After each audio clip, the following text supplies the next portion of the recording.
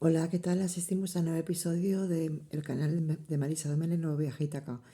Bueno, a vueltas con Rousseau quiere decir que después del discurso de principios sobre el origen y desigualdad de los hombres y el discurso sobre las ciencias y las artes, voy a emprender otro camino que es desarrollar todo lo que los dos anteriores tratados ha hecho Rousseau, porque estos discursos son previos al del contrato social, que es el que voy a reseñar, ¿vale? Pero voy a hacerlo primero explicando la introducción del libro que me ha servido para hacer los trabajos que he hecho hasta el momento, que es de la editorial Alianza Editorial de Sociología del Contrato Social, donde se recogen los dos anteriores tratados y donde se excluye el Emilio, que es un refuerzo a del contrato social en cuanto a ejemplificaciones del mismo, al igual que Sofía y otros libros que tiene. Entonces, lo primero, hay dos cuestiones principales a dilucidar. En esta introducción, bueno, es un prólogo. Este prólogo es muy interesante, lo escribe Mauro Armiño. Hace una homologación de estos tres tratados que he mencionado como asociados unos a otros, tanto en cuanto uno de ellos es más moralista o retoricista, por decirlo de alguna forma, el discurso sobre las ciencias y las artes, que es el primero, que está escrito en 1750, y luego el discurso sobre la desigualdad entre los hombres, por simplificar un poco el título, está escrito 4 años más tarde, y luego del contrato social en 1762.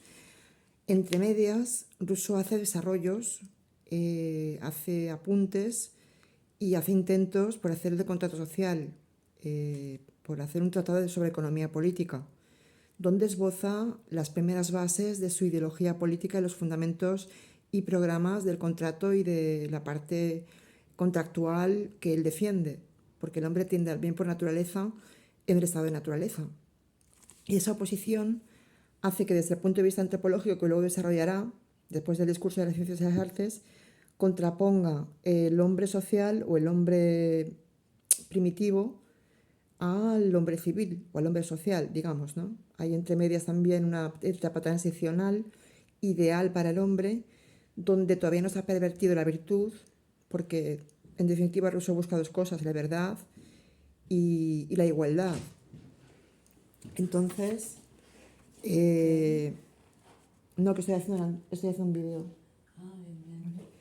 Entonces, tenemos que tener en cuenta todas esas analogías y esas categorizaciones que hace en cuanto que emplea las palabras o términos hombre, pueblo, soberano, ciudadano, etcétera, en diferentes contextos y contextualidades y abarcando diferentes ideas al respecto de los mismos, per se. Esto lo veremos más en el contrato social, que lo dice de una forma un poco más clara. Siguiendo la introducción, el primer impulso que le lleva a Rousseau a escribir el discurso sobre las ciencias y las artes no solamente es por la Academia de Dijon, que le propone escribir ese discurso y por el que recibe un premio, sino lo que se ha llamado la Iluminación de Vicens. No sé si lo he pronunciado bien. La Iluminación de Vicens, me imagino que es francés y es Vicens, ocurrida en agosto de 1749. Si escucháis ruidos de fondo, disculpar, ¿vale? Es que no vivo sola. Entonces, él fue a ver a Diderot en la prisión de Vicens, de ahí viene el nombre del fenómeno, acuñado, porque estaba acusado de un delito de prensa. Y él tenía en el bolsillo un ejemplar del Mercure de France, ¿vale? Que es otra publicación. Se lo puso a ojear durante el camino y cayó sobre el tema de la Academia de Dijon, que es que, como os he dicho antes, dio lugar al primer escrito, ¿vale? Están los contractualistas buenos, como Rousseau, por decirlo de alguna forma y simplificando, y está Hobbes, está Locke, está Diderot, está Pufendorf y también, pues, por ejemplo, Bossuet, que son los contractualistas que defienden, por ejemplo, por citar un ejemplo pragmático de lo que defienden en una sola idea muy centralizada, que la propiedad es un derecho legal para el hombre. Y Rousseau dice lo contrario, que el hombre se pervierte, como en términos generales, como hombre, como categorización general, por culpa de las instituciones que se corrompen. ¿Vale? Hay una, digamos, asociación directa o indirecta, o transversal, entre los tres primeros discursos, y el Emilio pues son ejemplos pragmáticos de lo que dice el contrato social, que luego ya hemos visto que publicará en 1762. Él sufre exilio, primero a Ginebra, luego a Francia, y luego se tiene que ir también por culpa del contrato social, pero cuando ya publica el discurso, el principio sobre el origen de la desigualdad de los hombres, ya tiene que exiliarse, porque a Ginebra creo, si no recuerdo mal, porque la propia Academia de Dijon le denosta. Esta interpretación antropológica es el primer tratado de etnología que se conoce en Francia, y a él le debemos tanto la sociología, digamos, en primigenia o en primer término, y la antropología social, ¿vale? Y económica, que es el padre, digamos, en el siglo XVIII de las luces. Este fenómeno de la escenificación de la iluminación de Vicens lo que le provoca es que, bueno, pues idealmente va caminando, se sienta sobre un árbol, dice él, cuenta poéticamente o figurativamente también un poco, y se le ocurren toda una serie de vicisitudes a nivel legal, a nivel antropológico y a nivel social, moral, de multitud de ideas vivas que se presentan con fuerza y oposición unas con otras, que tiene que ordenar o reordenar, ¿vale? Entonces eso le hace pensar mucho, porque él mismo dice en una acotación propia: oh Señor, si alguna vez hubiera podido escribir la cuarta parte de lo que vi y sentí bajo aquel árbol, ¿con qué claridad habría hecho ver todas las contradicciones del sistema social? ¿Con qué fuerza habría puesto todos los abusos de nuestras instituciones? ¿Con qué sencillez habría demostrado que el hombre es naturalmente bueno y que solo por las instituciones se vuelven malvados los hombres? Bueno, estas iluminarias que le deslumbraron tenían poco que ver con las luces que defendía el siglo de las luces del XVIII, ¿vale? El siglo de la razón. Porque él, en el discurso primero, que es el discurso de las ciencias y las artes, hace una crítica directa y frontal contra la cultura, pero es moralista. Un poco prosopopéico, ¿no? No prosaico, porque bueno, lo que no deja de ser científico también, desde el punto de vista de cómo se consideraba pues el método científico en aquella época. No podía ser materialista, no podíamos llegar a lo que Marx define como alienación, que Rousseau, por cierto, no esgrime como la primera causa de la desigualdad, sino que la desigualdad misma da lugar a la opresión. Y en ese caso el concepto no es de lucha de clases, como diría Marx siglos después, 2 siglos después, sino que es un poco humanista, digamos, idealista humanista, en tanto en cuanto lo que hace es atacar al pensamiento y la máscara que se colocan los ilustrados al, bueno, confiar en filósofos y pensadores ilustres que no hacen más que deslumbrar mediante la ostentación y mediante la superficialidad intelectualizada rasgos naturales que el hombre ha perdido gracias a que ha perdido la virtud, o en detrimento de que ha perdido la virtud, y que ya no defiende la verdad de las cosas y la esencia de las mismas. Entonces, la clave que enlaza el bien natural y el bien es el hombre natural en el estado de naturaleza, en contraposición o antagonismo con el hombre social, que aparece ya después de esa transicionalidad en la que aparece la familia, el núcleo primigenio de la familia, cuando aparece el amor, no el amor para sí de los primeros primitivos, cuando vamos a la antropología de Rousseau, sino al amor propio. Y ahí hace una distinción también. Es que está lleno de paradojas, de alusiones a términos que se contraponen, hay igualaciones.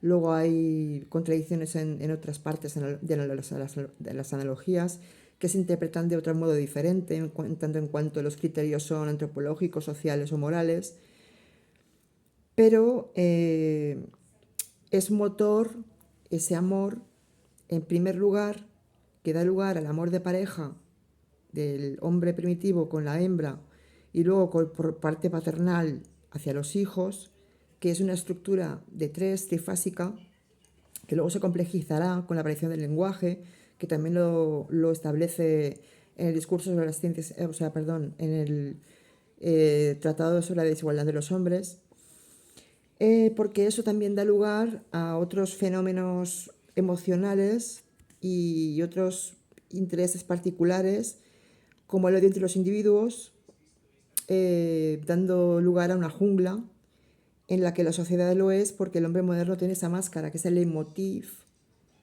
de rusoniano constante en todos los tratados. La máscara que se pone el hombre para no ver lo esencial de lo que es el conocimiento, la ciencia, las artes y la sabiduría. ¿Vale? Son apariencias, lujos, tentación. Luego esgrimirá que una de las consecuencias, o a lo mejor es una relación causa-efecto, es la acumulación de riquezas, y eso da lugar a la opresión y la desigualdad. La desigualdad no la establece muy definitoriamente de manera clara, porque hay una laguna, no se sabe muy bien cuándo desde esa época idílica en la que aparece el amor de padre y madre y el amor hacia los hijos y hacia la pareja, se desarrolla, pero sí que establece que hay un punto, un antes y un después, un punto de inflexión, que es la propiedad privada, en tanto en cuanto Luke, el contractualista negativista, por decirlo de alguna forma, la ensalza, o otros contractualistas, y él no. Él dice que es una degradación del hombre. El hecho de que, bueno, se usurpe una propiedad por la fuerza. Primero utilizará la fuerza y luego lo hará legalmente, legalizará ese modus operandi, porque el Estado aparece como fundador o cofundador de esa propiedad privada que hay que mantener a toda costa, en contraposición a los que no tienen nada y lo pierden todo, y para beneficio de los que sí que tienen todo. En eso es muy tajante, porque aparece la pregunta retórica de ¿no son las ventajas de la sociedad para los poderosos y los ricos? A lo que lleva a discursos sobre la economía política. En ese discurso lo dice, al hallazgo tajante del contrato social, que lo cambiará por una afirmación muy contundente. De hecho, dice, las leyes son siempre útiles a los que poseen y perjudiciales a los que no tienen nada. Entonces, el discurso sobre el origen y los fundamentos de la desigualdad entre los hombres, escrito 4 años más tarde, en ocasión del concurso que acreditaba que se presentará mucha gente para establecer pues una competencia dialéctica, rechazó el trabajo del antropológico.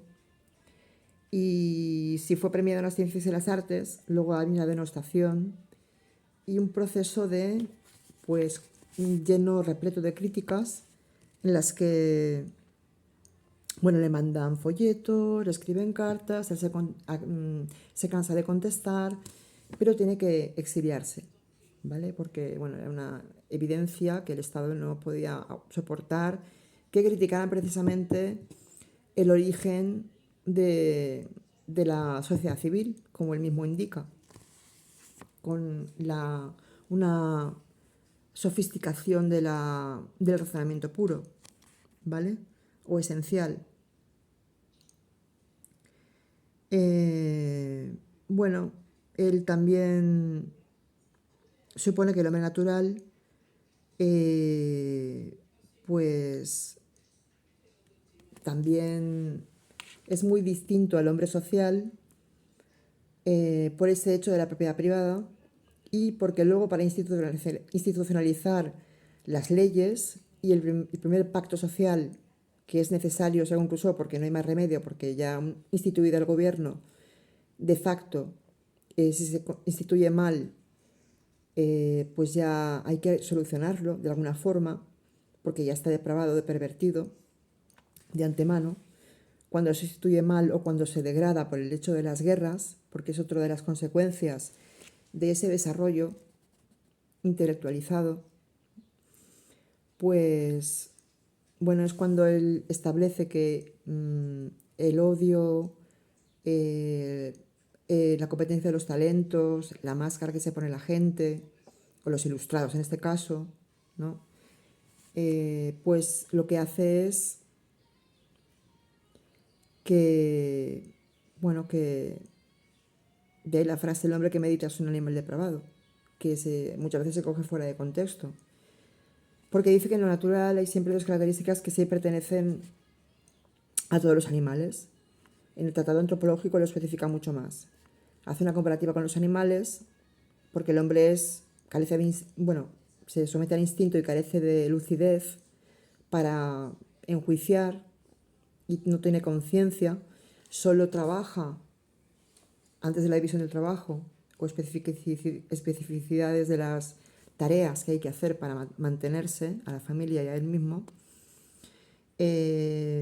pues cuando ya tiene que mantener una propiedad usurpada o sofisticaciones en adquisiciones y bienes, pues está aspirando a acumular riquezas que no necesita y aspira a lo superfluo.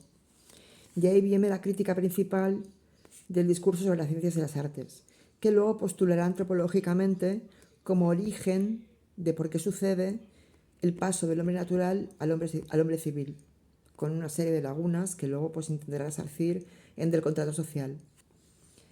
Si pasamos al del contrato social, sabemos que son 4 libros.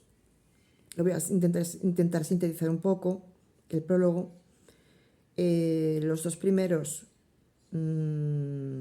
son, digamos, los más importantes, y el tercero y el cuarto son los que, digamos, ligan, creo que es el primero y el cuarto, el primero y el segundo, los que ligan el programa y el pacto social con el bien común y la necesidad de ese pacto para contractualizar ambas partes, el hecho de que aparece el ciudadano y el soberano y el pueblo como categorizaciones y que se tienen que poner en orden y en común. Pero claro, hasta llegar ahí hay una transicionalidad que falta por especificar mucho, porque la lengua, él dice que las lenguas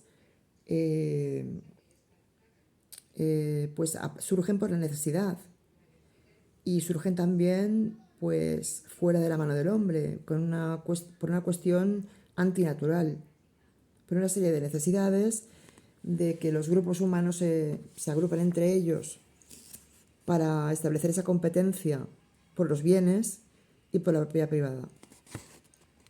Y hay una frase que no sé si la voy a encontrar porque tenía que haberla subrayado. Bueno, que el primer hombre que encontró el primer linde de la propiedad de las tierras, que las lindó y las separó y no tuvo en cuenta utilizar la zanja o cavar la tierra para expropiar a otros, fue el fundador de la sociedad civil. No lo he dicho textualmente porque no encuentro la argumentación, pero viene a decir eso. Entonces la propiedad privada es un antes y un después. También lo especificaría la ideología marxista, pero desde el punto de vista de la lucha de clases y el antagonismo de clases, mucho después. Por tanto, la propiedad es la que funda un cuerpo legal, el Estado, que es la que garantiza sus bienes. Y por ser ella la que tiene más que perder, porque tiene que mantener esa acumulación de riquezas y que se perpetúen, haciendo que haya desigualdad, porque unos hombres que tienen mucho, para que haya unos hombres que tienen mucho, tiene que haber otros que no tienen nada o tienen muy poco, o tienen mucho que perder, o tienen que aceptar la esclavitud, que también de la que también habla en el contrato social y en la antropología, el tratado antropológico, el tratado sobre la desigualdad entre los hombres. Y el contrato propuesto por los que tienen y los que no tienen, que se formaliza legalmente a partir del ajusticiamiento y a partir de la penalización y a partir de las leyes privativas y coercitivas pues que castigan, lo tiene que hacer porque no hay otra forma. Primero se utiliza la fuerza de una manera más natural, cuando el hombre todavía está en estado primigenio, primitivo, pero luego hay que hacer valerse de las leyes para poder mantener el Estado. Este primer contrato que se fundó era el de la fuerza, solamente la fuerza, donde había una competencia más sana, era inicuo, opresivo hacia unos y hacia otros, pero lo analiza para refutar las teorías de Pufendorf, de Hobbes, de Bossuet, por ejemplo, sobre la formación de los estados y de la institución monárquica que los preside.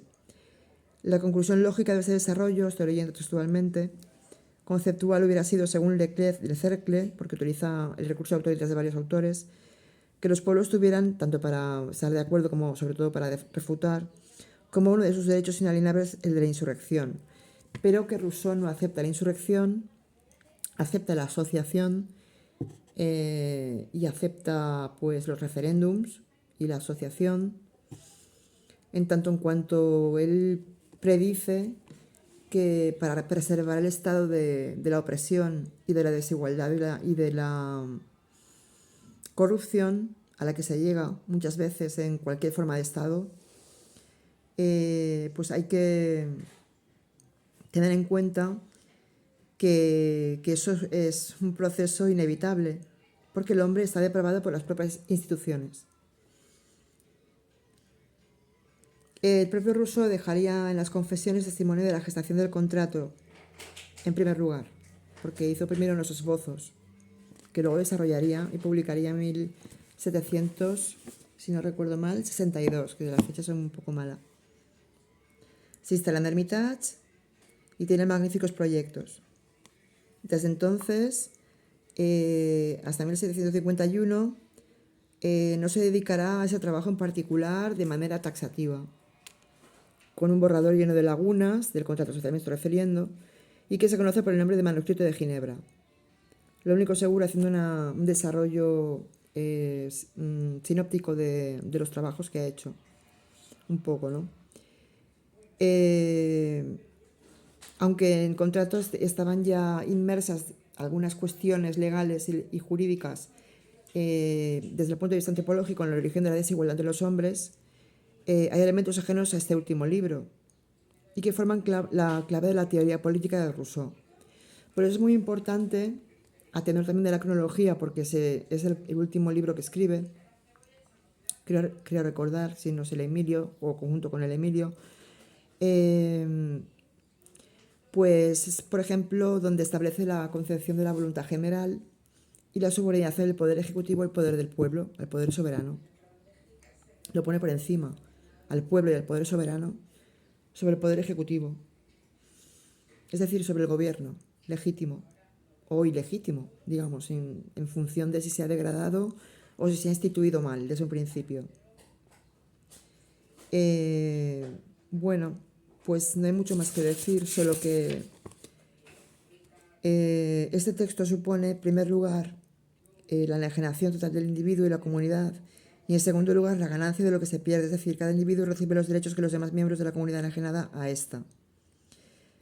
Porque, como os iba diciendo antes, los 4 libros que abordan este absoluto de la investigación con diferencias admisibles dentro de la coherencia global son los dos últimos carecen del interés teórico de los 2 primeros, porque analizan diversos tipos de gobierno. Él dice que se produce la corrupción, aunque él habla siempre idealmente de la República de Ciro y sobre todo de la República Romana, hablando también de la idealización del gobierno de Ginebra, pero con sus defectos que él establece también. Habla de que la monarquía o la autocracia o el gobierno de unos pocos llevan a la tiranía. También se puede pasar a la república. Hay revoluciones por el medio. Esas revoluciones son sistémicas, son inevitables en tanto en cuanto hay alienación, hay desigualdad y hay opresión y hay corrupción de Estado. Y los primeros plantean el meollo, el primero y el segundo.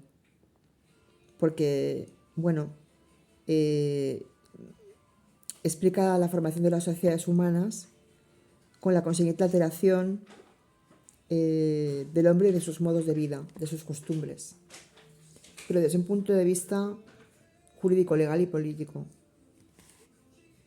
Entonces, muy interesante que se hayan hecho estas asociaciones y analogías en esos 3 tratados.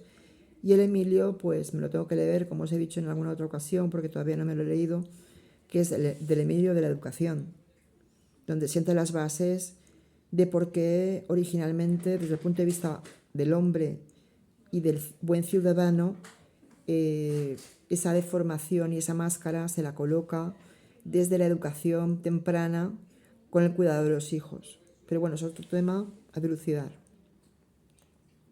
Y en la soberanía del pueblo, hacer uso de 2 restricciones clave que son muy interesantes. Primero, que separa el populacho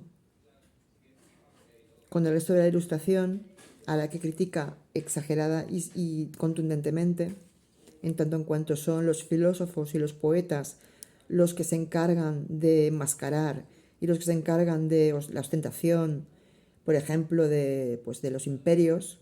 Cuando hay una guerra, hay una degradación de los imperios, y se nota también en la forma de edificación, en los monumentos, en la belleza artificiosa, etc.